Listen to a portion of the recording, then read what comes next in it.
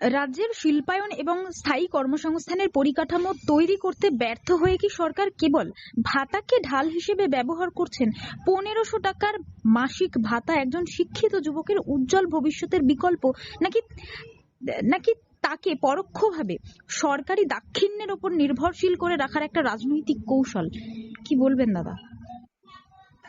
দেখুন, চাকরি দেওয়ার ক্ষমতা নেই এবং কর্মসংস্থান নেই পশ্চিমবঙ্গে।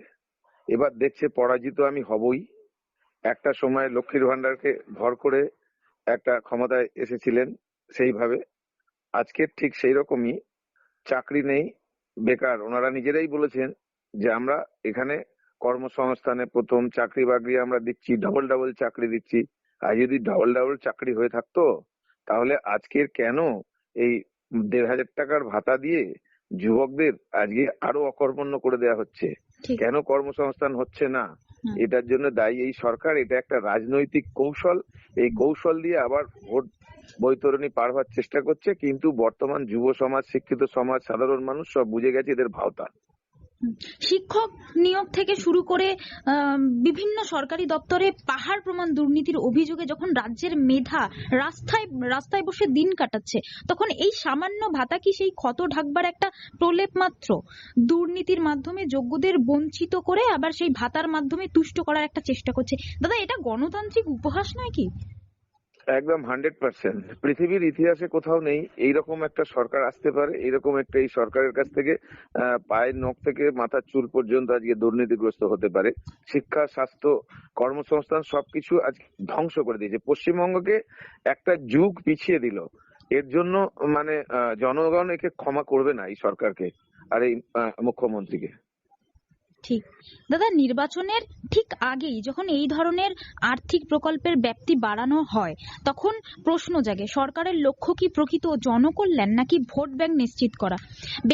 বেকারত্বের জ্বালা মেটানোর জন্য দীর্ঘমেয়াদী কলকারখানা বা বিনিয়োগ আনার বদলে কেন সাময়িক অনুদানকেই মাস্টার স্ট্রোক হিসেবে প্রচার করা হচ্ছে? তবে ইনি তো শুধুমাত্র ক্ষমতা কুক্ষিগত করার জন্য আজকে এসেছেন। এনার মধ্যে কোনো সার্বিক বিকাশ, রাজ্যের উন্নতি, দেশের উন্নতি এরকম কোনো চিন্তা ভাবনা তো নেই এনার মধ্যে, যে কর্মসংস্থান দিতে হবে, বেকার ছেলেদের হাতে কাজ দিতে হবে। তো সেই বিষয়টাই নেই। স্বাস্থ্য পরিকাঠামো ভেঙে পড়েছে সমস্ত জায়গায়। এরা কোনো মতেই এই যোগ্য নয়। এদের যত তাড়াতাড়ি উৎখাত হবে তত তাড়াতাড়ি পশ্চিমবঙ্গবাসীর মঙ্গল হবে। যুবকদের কি কিনতে চাইছে? অবশ্যই, এটা তো কেনা, ভোট কেনার কৌশল এটা।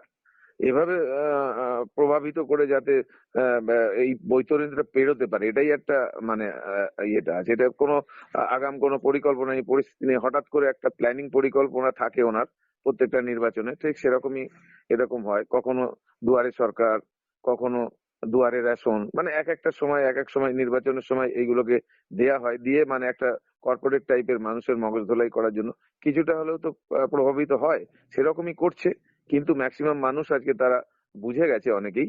সেটা জনগণ তার জবাবটা হয়তো ভোটের এতে দেবে, বাক্সে।